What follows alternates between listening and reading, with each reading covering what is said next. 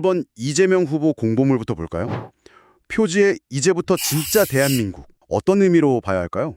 아주 근본적인 변화를 만들겠다. 이런 강한 의지를 보여주는 슬로건으로 읽힙니다. 후보자 정보부터 바로 보죠. 만 60세, 중앙대학교 법학과 졸업, 전 경기도지사, 전 더불어민주당 당대표 이렇게 나와 있네요. 재산은 약 30억 8,900만 원 이렇게 신고가 됐고요. 그리고 병역은 전시근로역인데 골절 후유증 때문이라고 되어 있네요. 세금 납부 내역을 보면 그 전에 체납 기록이 있었어요. 아, 체납 기록이. 네, 그리고 전과 기록 총 3건이 나와 있습니다. 그 무고 공무원 자격사칭 건은 분당 파크뷰 특혜 분양 사건 그때 시민운동 하다가 생긴 일이다. 뭐 이렇게 설명하고 있고요. 또 특수 공무집행 방해 같은 경우는 성남 시립병원 설립 운동 과정에서 벌어진 일이라고 밝히고 있습니다.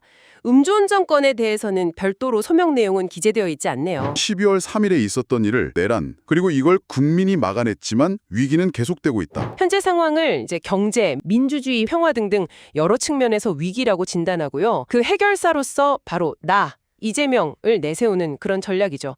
위기 상황을 설정하고 해결사를 자처하는 방식이군요. 그 위기 극복 메시지에 이어서 이제 구체적인 미래 비전과 약속들이 제시되는데요. AI 세계 3대 강국을 만들겠다.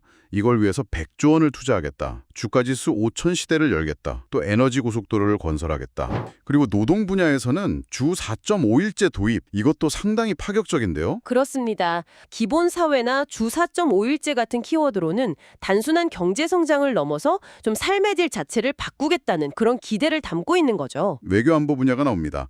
국익 중심의 실용 외교, 그리고 스마트 강군 육성, 방위산업 세계 4대 강국 진입 이런 목표들이고요.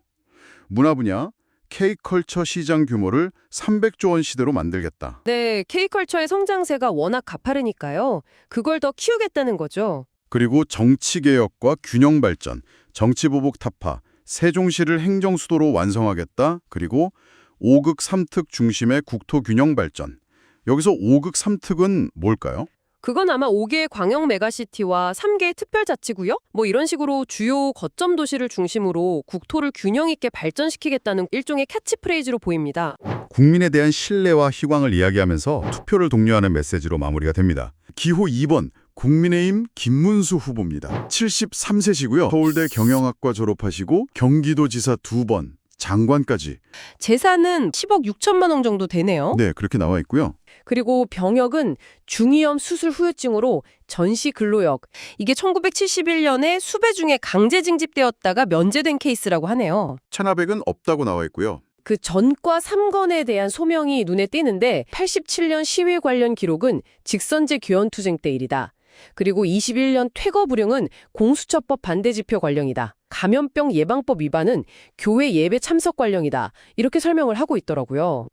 공부물에서는 특히 그 낮은 곳 골목길 뭐 이런 표현을 쓰면서 서민적인 이미지를 좀 강조하는 것 같아요. 맞아요. 그게 또 과거 이력하고 연결이 되는데요. 노동운동 하셨던 거, 민주화운동 이력도 상당히 비중 있게 다루고 있습니다. 또 민주화운동 보상금은 거부했다. 이런 일화를 통해서 신념이나 원칙 같은 걸 강조하려는 것 같고요.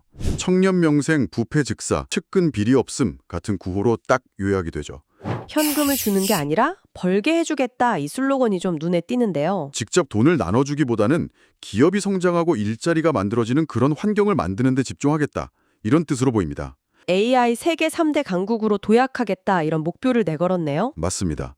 경제 다음은 수도권 광역 급행철도를 전국으로 확대하겠다는 걸 핵심 공약으로 내세웠어요. 극토 균형 발전하고 지역 간 연결성을 강화하겠다는 목표군요. 자, 이제 복지 분야로 넘어가 보면 모두를 위한 복지를 말하는데 이게 일률적인 배분이 아니라 맞춤형 복지를 지향한다고 해요. 일할 능력이 있는 사람에게는 자립할 기회를 주고 사회적 약자에게는 좀 더 실질적인 지원을 확대하겠다. 이런 방향입니다. 여기서 또 강조하는 게 지속 가능성인 것 같아요. 맞아요.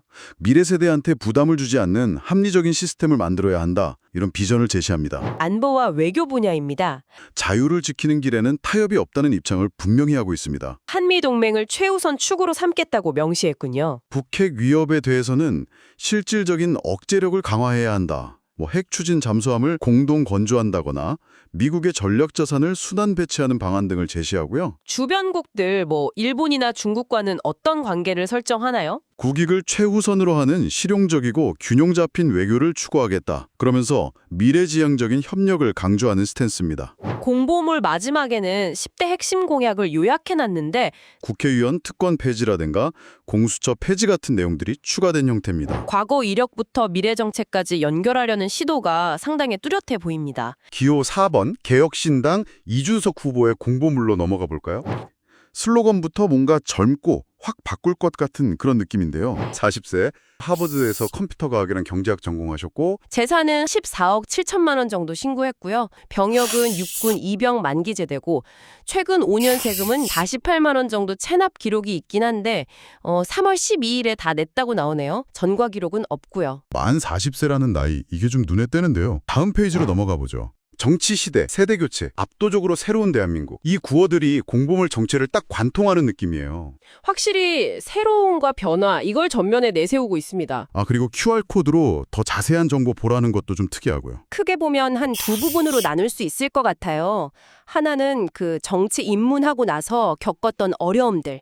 근데 그럼에도 다시 도전하는 이유, 자기가 희망의 증거가 되겠다 이런 포부 같은 거고요. 다른 하나는 지금 정치 상황, 특히 그 양극단 갈등 이걸 비판하면서 자기가 위기 극복에 딱 맞는 사람이다 이런 출마의 변이죠. 여기서 정치의 세대 교체, 이걸 되게 강하게 말하면서 마크롱이나 오바마 이런 외국 사례를 들잖아요. 젊고 개혁적인 이미지, 이걸 자기랑 동일시하려는 거겠죠. 동시에 이공계 배경, 이걸 강조하면서 과학기술 리더십이 꼭 필요하다 이렇게 말하거든요. 세대 교체, 그리고 과학기술 리더십, 이게 핵심 가치다. 마지막 페이지. 압도적으로 새로운 대한민국. 이 슬로건 아래 공약들이 쫙 나열돼 있네요. 이 압도적이라는 단어가 계속 나오는 게 좀 인상 깊어요. 일단 정부 부처를 19개에서 13개로 줄인다.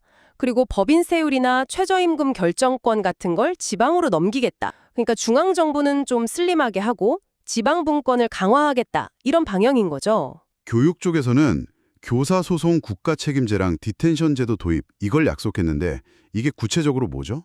교사 소송 국가 책임제는요. 교사가 교육 활동하다가 소송 걸리면 국가가 좀 도와주거나 책임지는 거고요. 디텐션 제도는 수업 방해하는 학생이 있으면 분리해서 다른 학생들 학습권 지켜주는 그런 조치예요. 둘 다 교권 회복하겠다 이런 목표를 가진 공약이죠. 그 외에도 과학연금 도입, 복지부랑 보건부 분리, 청년들한테 5천만 원 기회자금 대출, 신연금, 구연금 분리 다양한 정책들이 있습니다. 세대 교체, 미래 준비 이런 큰 그림을 좀 본 것 같네요. 이런 아주 강력한 개혁 의지, 이걸 보여주려는 것 같아요. 후보들이 내세우는 핵심 메시지하고 지향점을 파악하는 데 조금이나마 도움이 되셨기를 바랍니다.